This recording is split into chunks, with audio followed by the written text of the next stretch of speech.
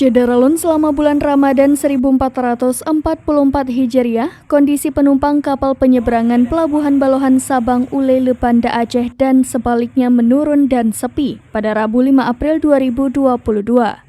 Menurut pantauan serambinews.com di lokasi, terlihat pintu masuk pelabuhan, loket penjualan tiket, ruang tunggu keberangkatan kapal hingga di dalam kapal tampak sepi. Hanya ada beberapa penumpang yang terlihat dan puluhan kendaraan yang terparkir rapi di dalam kapal.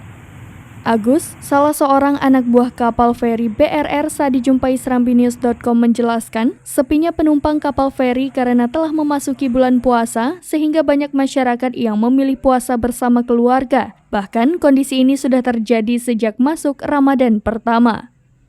Meskipun jumlah penumpang sepi, ASDP tetap berkomitmen akan terus memberikan pelayanan yang terbaik kepada penumpang kapal.